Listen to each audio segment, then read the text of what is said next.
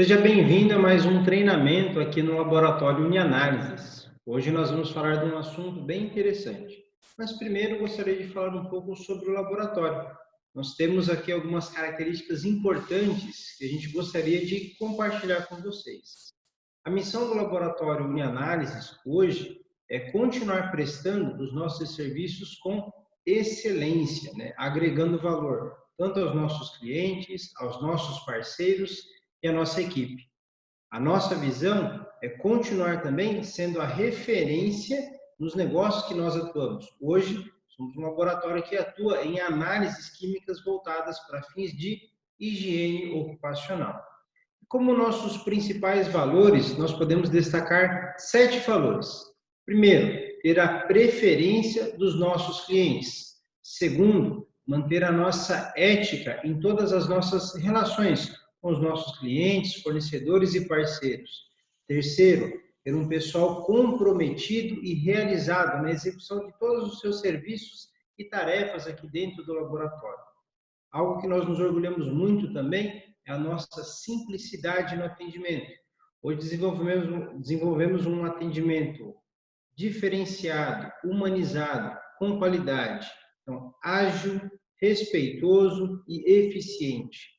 Temos também como um dos nossos valores a nossa qualidade e confiabilidade dos nossos resultados e processos. A nossa sustentabilidade, ela se mantém tanto no âmbito econômico, no âmbito social e também na questão ambiental. E como um dos nossos valores também, nós temos um foco em nossos resultados. Então, hoje nós vamos aprender um pouco com o Gana Soto, que é o nosso responsável técnico aqui do laboratório. E hoje nós vamos falar um pouquinho a respeito da sílica, Algumas dúvidas que podem surgir com relação a esse agente tão comum em nosso planeta.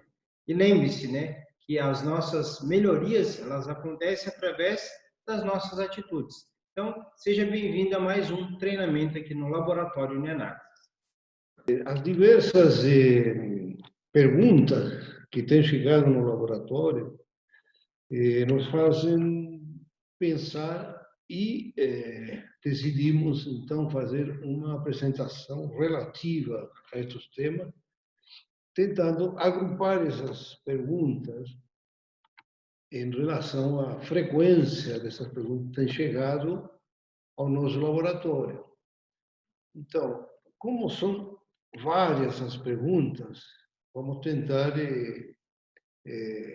dilucidar, inclusive, no final dessa apresentação. E, para isso, então, é necessário que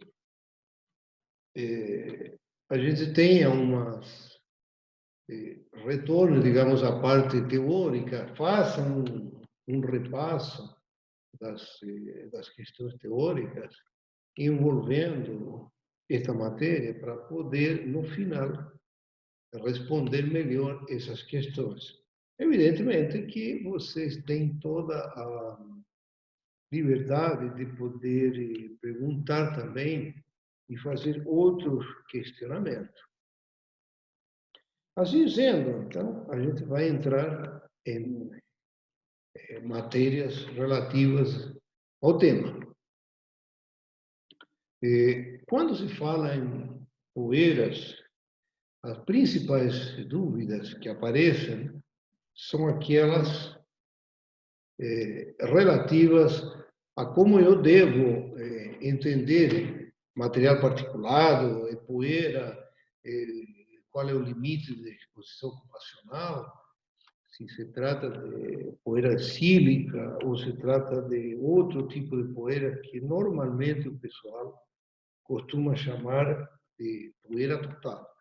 Então, por outro lado, nós temos alguns problemas relativos a normas, tanto brasileiras, como normas internacionais. E, às vezes, se produz um conflito entre essa interpretação em função de querer, digamos, misturar a legislação brasileira, principalmente a norma regulamentadora número 15, quando fala de agente químico, especificamente de poeira, com outro tipo de normas, seja esta principalmente as utilizadas nos Estados Unidos, como as recomendações da ACGIH e outras entidades.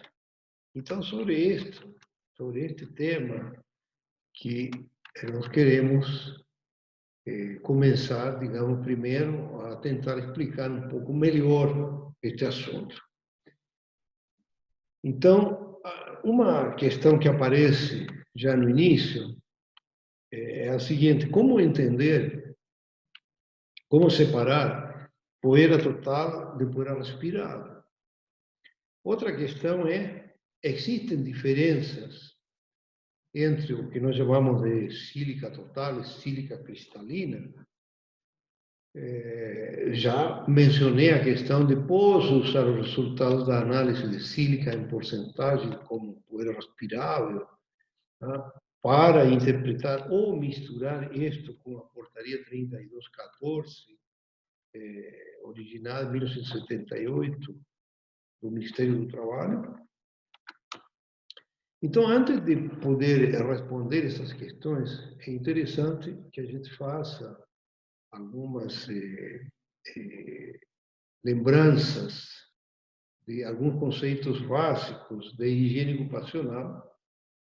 E assim sendo, a gente vai focar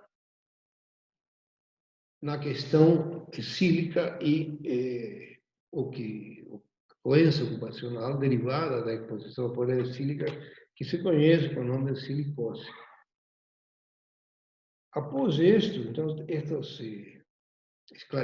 esclarecimentos, a gente é fácil poder responder às questões propostas pelas pessoas que nos enviam essas perguntas ao laboratório. Então, em primeiro lugar, vamos tentar esclarecer um pouco sobre a silicose. O que é uma silicose? Na verdade, é uma doença ocupacional conhecida através da história. Talvez seja o maior material recopilado durante toda a história, durante séculos, em cima da silicose como doença ocupacional. Por quê? Porque o homem, quando começa a trabalhar a mineração, vai se encontrar já com esta doença. Então, ela aparece depois de muito tempo de exposição às atividades que geram, digamos, que geram a poeira e que geram a exposição à poeira.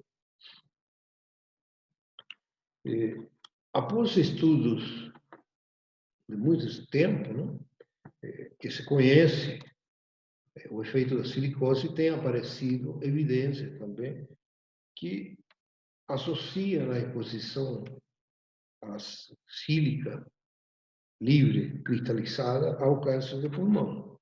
Então, vejam vocês que nós temos dois problemas. Um problema derivado da exposição à poeira, que produz o que os especialistas chamam de pneumoconiose, que não é outra coisa que uma deposição de material particulado no pulmão, que vai gerando aos poucos o que se chama de fibrose pulmonar, e que finalmente acaba, digamos, em problemas respiratórios graves. Por quê? Porque o pulmão acaba perdendo a elasticidade para a qual foi feito. Então, os graves problemas acontecem finalmente quando digamos, o trabalhador doente chega nas etapas finais da sua vida por exposição e por evolução da doença silicose, chega então a um problema sério de respiração. Quer dizer, a morte acaba sobrevindo por falta de ar, falta de por afogamento, por não poder respirar de uma forma adequada. Diversas atividades. Agora, quais são essas atividades? É só a mineração ou existem outras atividades? Evidentemente que tem uma série de outras atividades profissionais, né, que poderão levar a uma evolução da silicose, desde um estágio inicial até um estado final. Essas atividades, por exemplo, a gente pode estar citando algumas como corte de granito, polimento, corte de granito, corte de pedras decorativas, indústria cerâmica, limpeza de metais com abrasivos. Se utilizou por muitos e muito tempo o famoso jato, ou jateamento com sílica com areia, que não é outra coisa que uma grande, digamos, quantidade do material que está constituindo a areia está representado por sílica e por sílica livre cristalizada. É evidente que existe uma evolução disso daí e, na medida que se conhece profundamente os problemas derivados da exposição, começam a aparecer as medidas de controles que vão evoluindo tanto na própria legislação como na prevenção de acidentes e de doenças ocupacionais. Então, a primeira coisa que a gente precisa entender quando geramos ou quando estamos perante um problema de exposição à poeira é a de fazermos a seguinte pergunta: esta poeira contém sílica livre cristalizada? Se isso acontece, em princípio não sabemos se antes poder fazer, ter acesso, digamos, a uma análise do material. Se realmente o material contém sílica, então a resposta é a seguinte: tem sílica e isto é potencialmente uma poeira que pode levar a uma silicose. Portanto, devemos fazer o controle dessa exposição.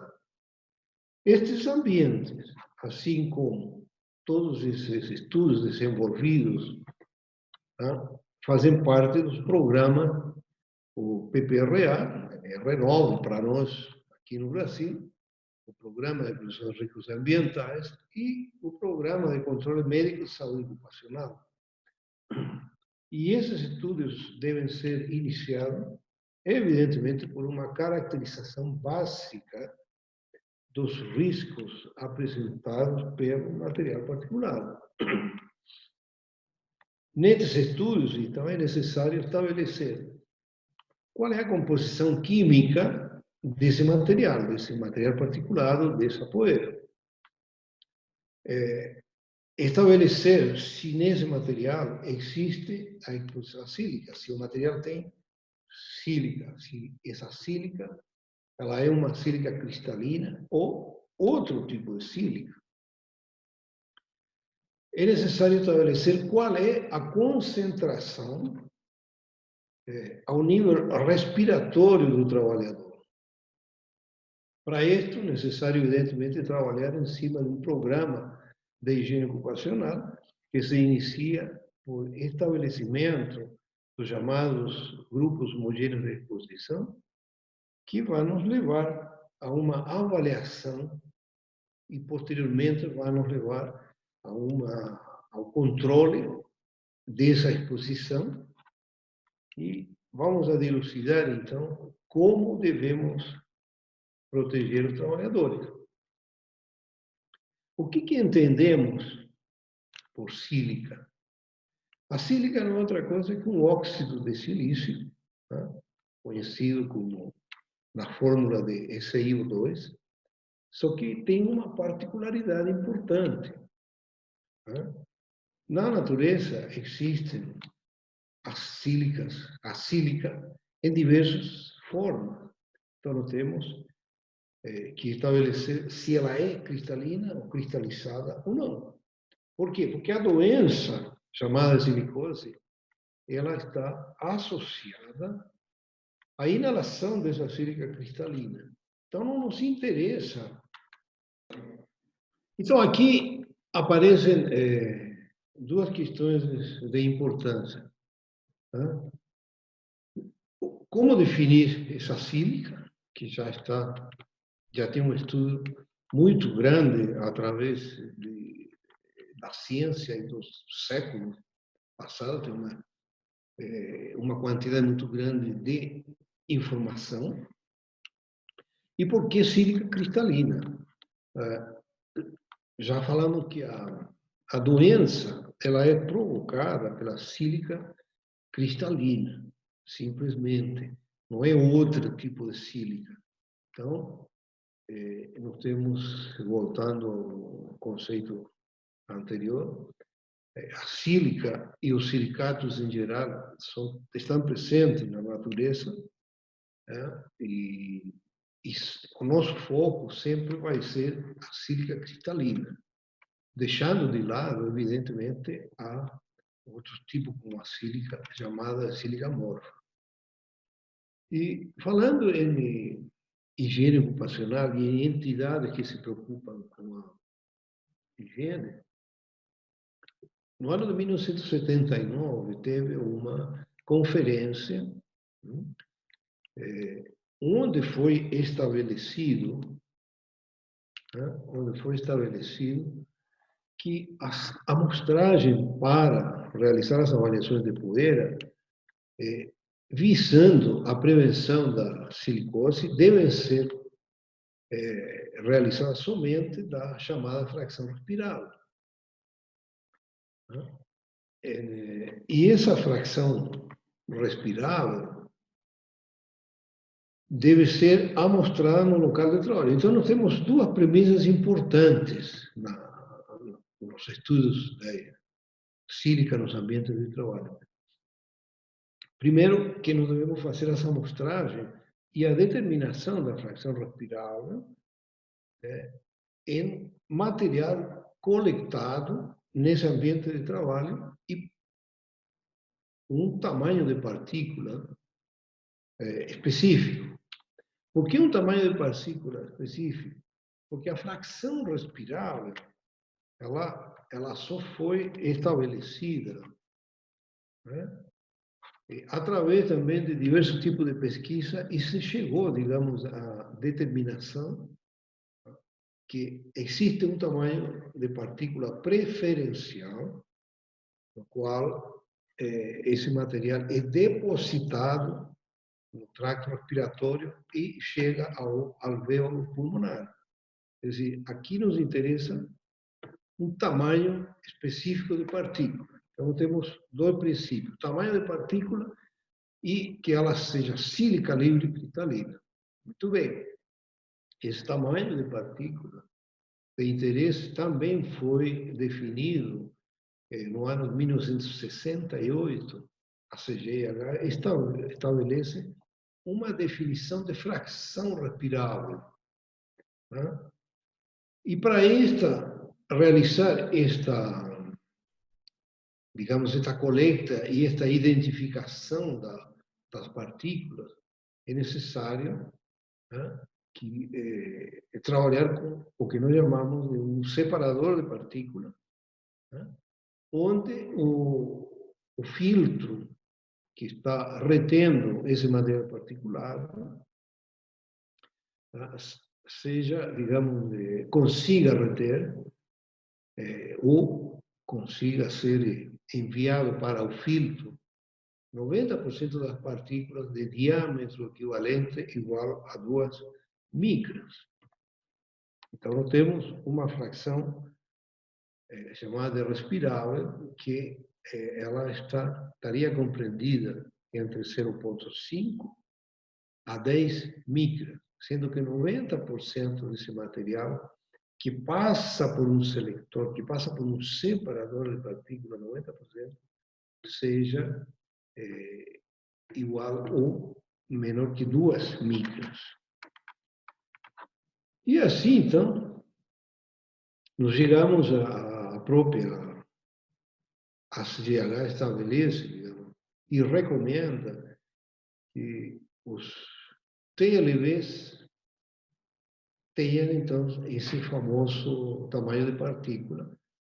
E ela separa em 3 tipos de tamanho de partícula. Se a gente consulta o último livreto da CGH, que já está publicado em inglês, 2020, nós vamos encontrar que são definidos 3 tipos de tamanho de partícula: material partícula inalável, torácico e respirável.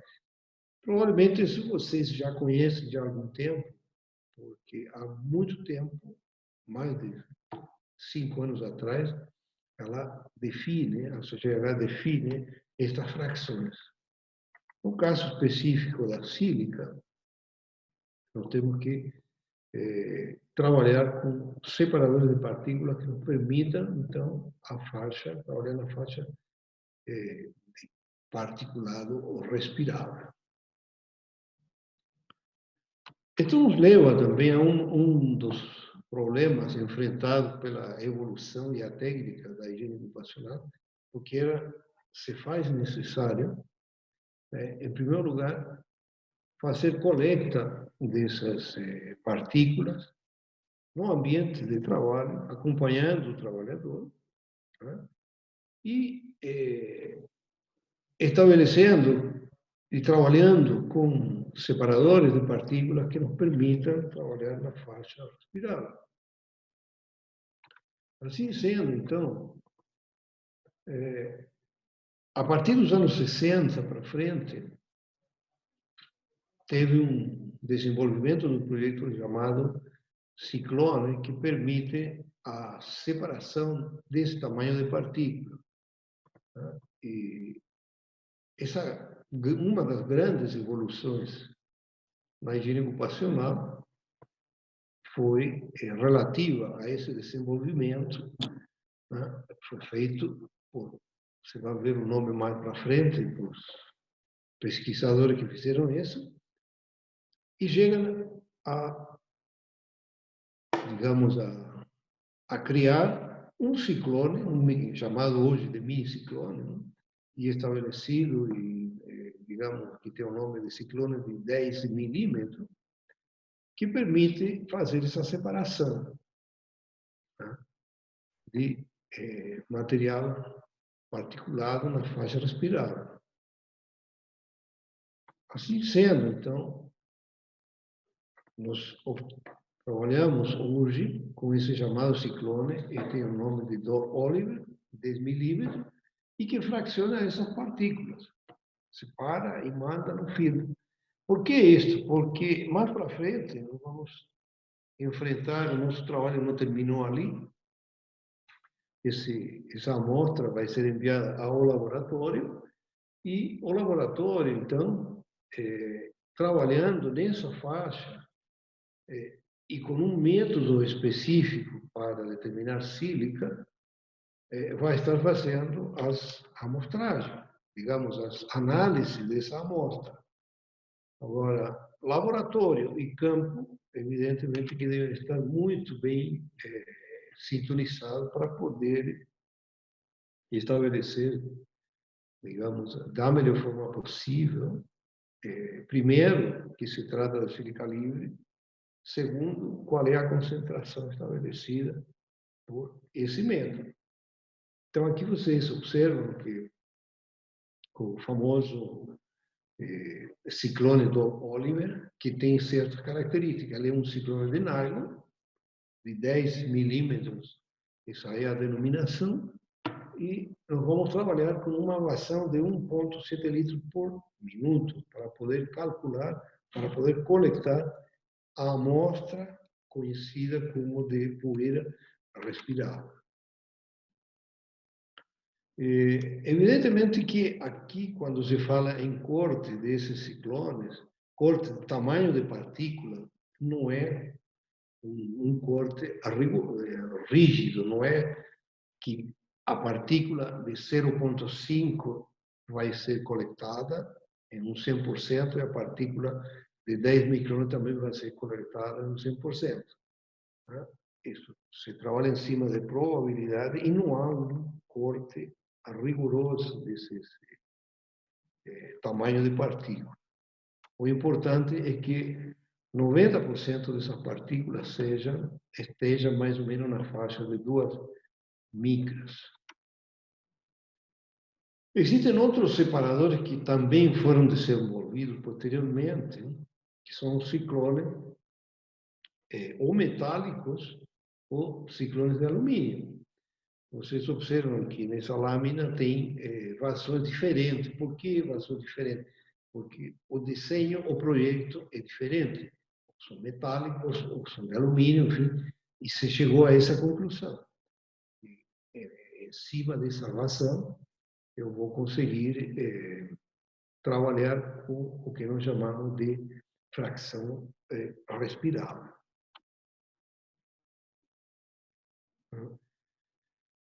Assim sendo, então, isso está normalizado em as diversas entidades que têm definido que trabalham com este conceito.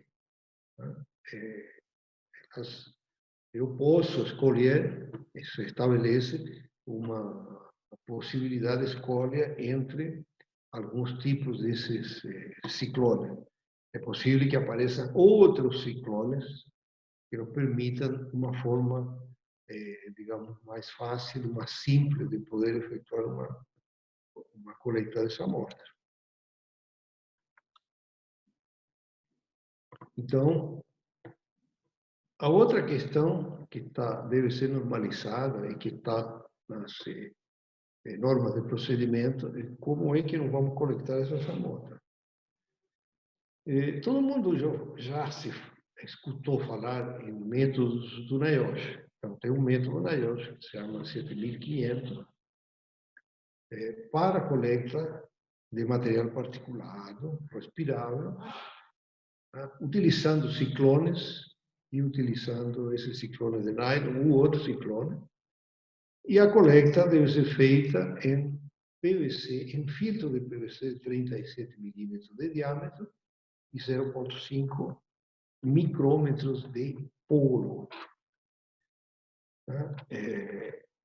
Se estabelece também que a montagem desse cassete, onde vão coletar essas amostras, seja constituída de chamado 3 corpos, 3 componentes.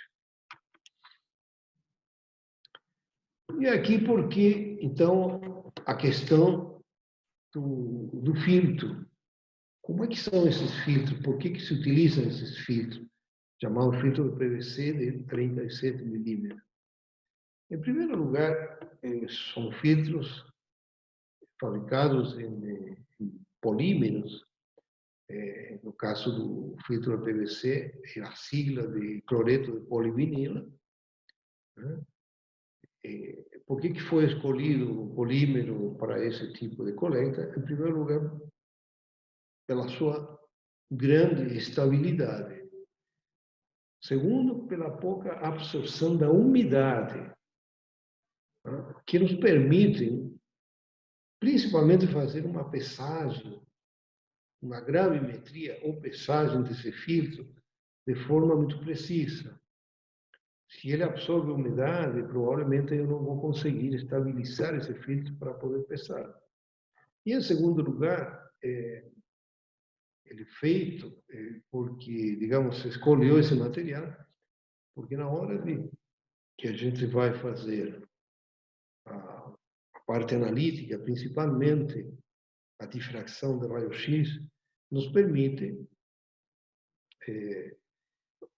obter, digamos, um tratamento interno no laboratório dessas amostras, um passo a passo no laboratório, muito mais específico e evita, por exemplo, o excesso de cinza, porque esse é o primeiro passo desse método de difração de raio-x.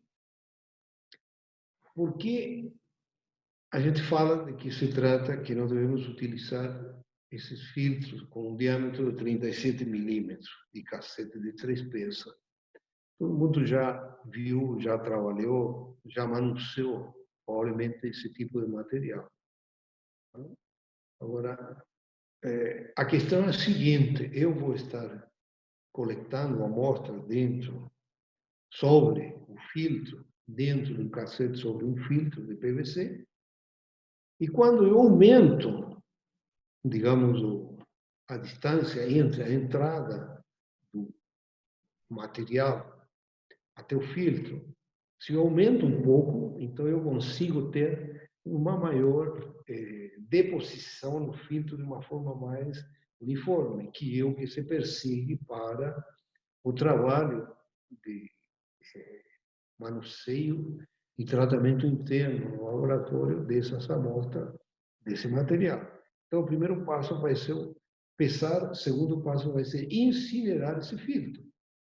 Então, na medida em que eu consiga distribuir melhor o material coletado sobre esse filtro, eu vou estar facilitando essa segunda etapa, que é, digamos, o tratamento interno do laboratório. Outra coisa interessante desses filtros nós falamos que nós vamos utilizar, a norma estabelece que nós vamos utilizar um filtro de PVC com 37 milímetros de diâmetro, já falamos, digamos, está normalizado esse tamanho para poder estar dentro desse cassete que tem esse diâmetro específico. E, por outro lado, vamos estar utilizando ciclone, chamado ciclone 10 milímetros, que vai nos permitir a coleta na faixa seletiva. Agora, ele é um filtro chamado de profundidade. Por quê? Porque as partículas, primeiro, nessa faixa que está sendo coletada, eles vão entrar nesses poros e, posteriormente, vão se distribuir na superfície desse filtro. Muito bem. E aí? Nós vamos calibrar a nossa bomba junto com todo o sistema de coleta. Muito bem. No caso do filtro, digamos, utilizando o separador do óleo, o filtro de nylon, nós vamos utilizar uma vazão de 1,7 litros por minuto. Então, nós observamos nessa lâmina que nós temos um conjunto, digamos, acoplado para a bomba. Então, todos os filtros devem ser calibrados antes de efetuar a coleta dessa amostra, um por um. Por quê? Porque não há um filtro absolutamente padrão. Todos esses filtros têm algumas diferenças. Né? E o meu sistema, ele pode estar variando por outros motivos, de tal maneira que cada um desses filtros deve ser, digamos, devemos fazer a calibração como para conseguir obter as condições da norma específica de coleta da amostra. Outra questão importante, que muitas vezes digamos, alvo de questionamento, em relação ao tempo de coleta dessa amostra. O tempo de coleta da amostra, ela está vinculada no tamanho da amostra, de quanta amostra vamos estar coletando. E isso, evidentemente, que sai de uma conversa, de um tratamento importante entre quem faz a coleta e o laboratório. Então, o laboratório estabelece de uma forma mais adequada o tempo. Muito bem. Agora, esse tempo, ele deve ser estabelecido em função de um mínimo de amostra que me permita fazer uma análise posterior. E esse mínimo de amostra está estabelecido para o nosso método de difracção de raio-x, né? Com um mínimo de 0,1 miligrama. Menos do que isso, o método vai ter dificuldade para poder estabelecer, digamos, poder fazer a parte analítica. Então, como mínimo, esse valor, 0,1. E isso está vinculado com o quê? Está vinculado com o tempo de amostragem.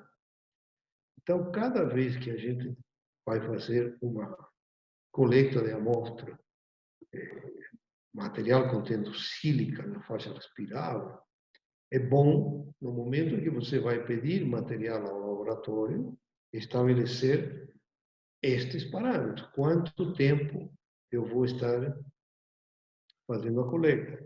O laboratório é responsável pela análise. As pessoas, as consultorias, são responsáveis pela coleta. Portanto, para poder estabelecer de uma forma muito adequada, digamos, sem ter posteriormente que o laboratório esteja, diga, olha, você coletou uma amostra, mas não é suficiente para fazer análise, é necessário estabelecer isso antes de realizar, digamos, a coleta.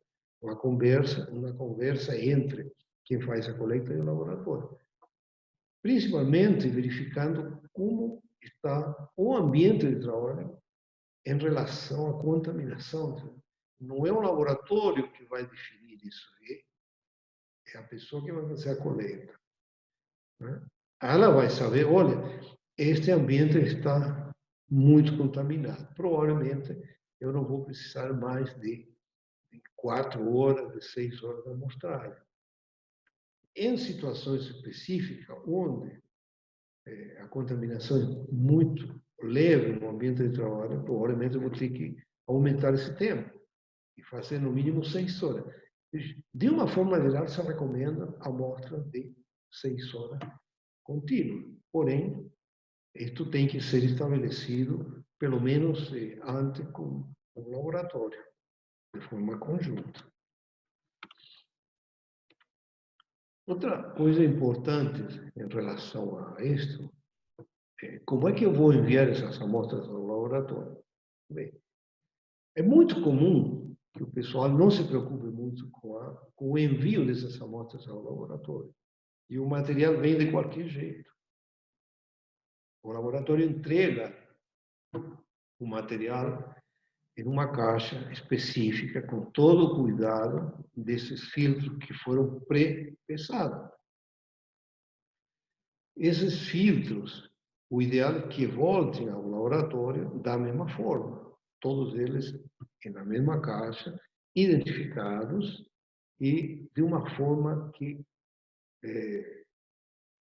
não venham com o excesso de material, né? E perfeitamente em ordem, digamos, evitando que o material se desprenda da superfície do filtro. Então, são normas de ida e de volta do material, que tem que ser cumprida para evitar que o material desprenda da superfície do filtro.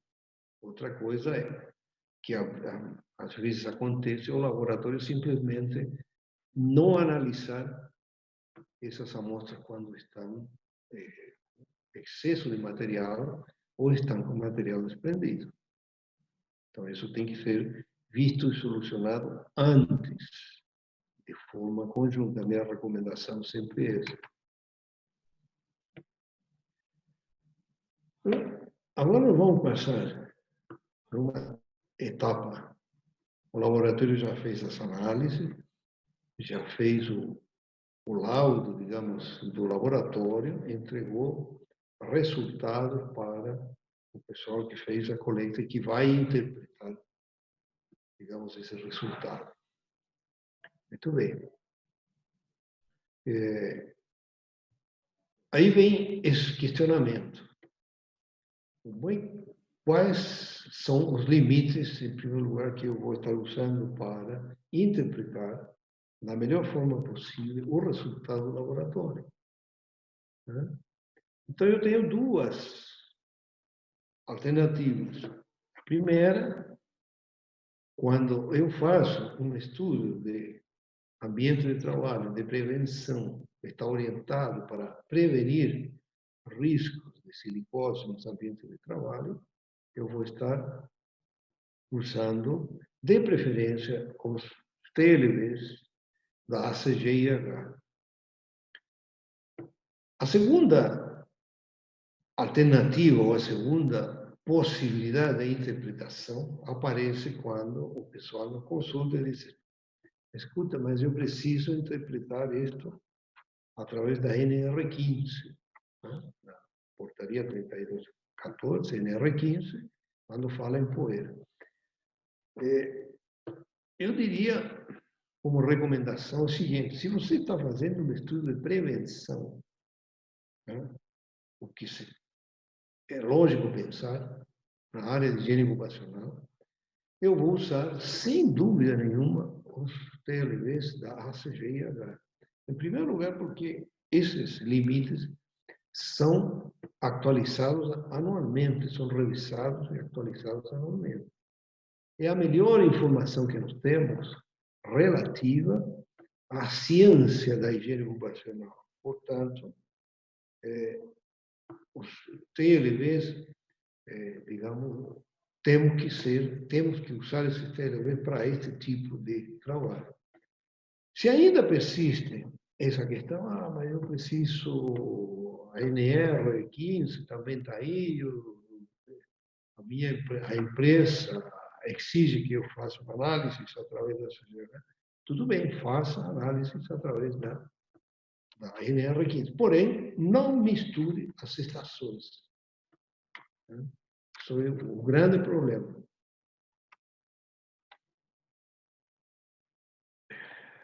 Outra questão que aparece como pergunta, né, permanente: eu devo coletar poeira respirável ou poeira total? Em primeiro lugar, essa poeira total já não é um conceito muito bem-vindo através da evolução da higiene ocupacional. Hoje não se fala mais em poeira total, né? Falamos em fração respirável e poeira respirável, isso sim. E utilizando sempre conceitos da ACG/IH. Poeira total não tem limite. Onde não vamos procurar limite, portanto, eu não vou conseguir interpretar. Então, mais uma vez, eu devo e recomendo usar os limites atualizados da ACG/IH. Outra questão que aparece frequentemente é se eu posso utilizar um resultado da ACG/IH, né? O conceito da ACG/IH de sílica cristalina, que eu posso tirar de uma análise feita com a poeira respirável, se eu posso utilizar isto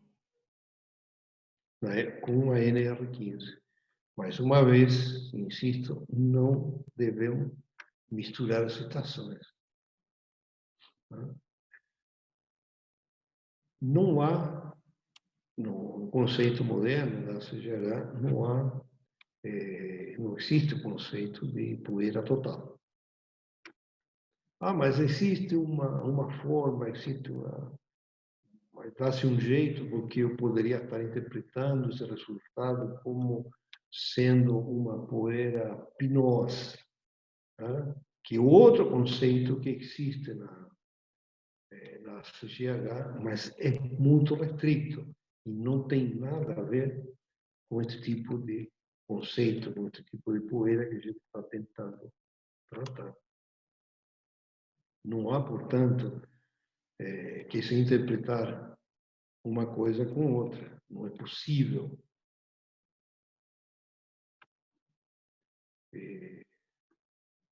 Existem diferenças, outra questão, existem diferenças entre sílica total e sílica cristalina, evidentemente que quando a gente fala em sílica cristalina, estamos nos referindo ao cristal de sílica, né?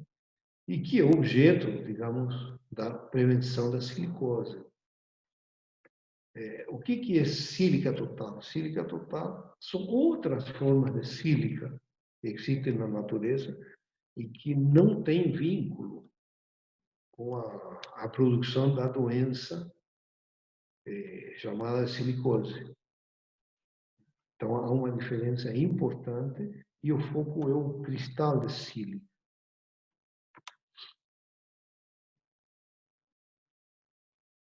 Posso usar o resultado, já em parte eu respondi.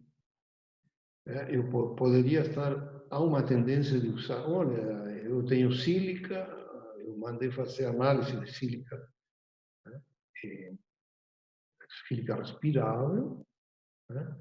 Eu poderia estar usando este resultado, né, numa fórmula que existe na NR15.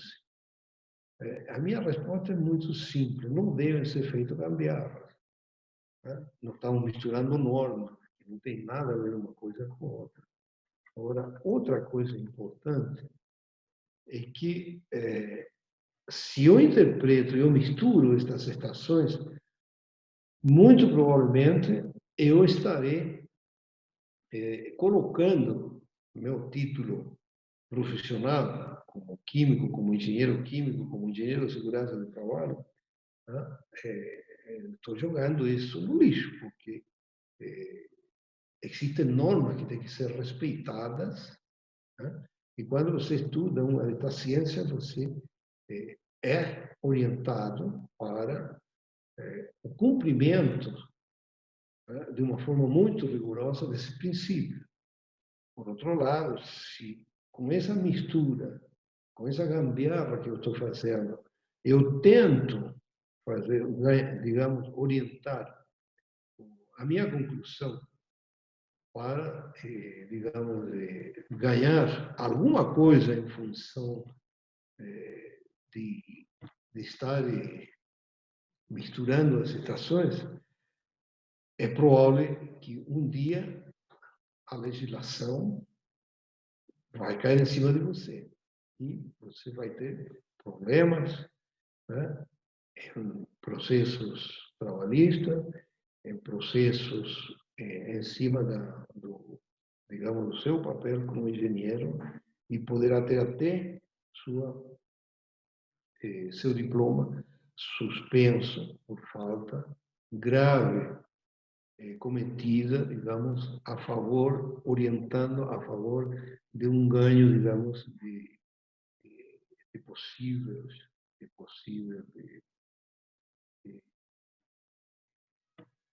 valores ou possíveis ganhos, digamos, em cima de uma interpretação errada de uma norma. Então, é isso que leva-nos a pensar e a estudar muito seriamente quando usar e que normas utilizar. As normas, digamos, a CGIH e as normas internacionais, pues, estão baseadas na evolução da ciência. Eu não vou interpretar coisas em cima de uma norma que tem mais de 40 anos de evolução e que já não mais está sendo utilizada internacionalmente. Uma etapa que já passou e que a técnica e a ciência evoluíram e chegaram a outro tipo de verdades e se estabeleceram outros parâmetros e a ciência atual, então, nos apresenta isso, principalmente através de um livreto da CGIH, que é a nossa área de atuação. Muito bem, era isso que eu tinha para falar e eu fico à disposição para perguntas e alguns comentários que fossem necessários.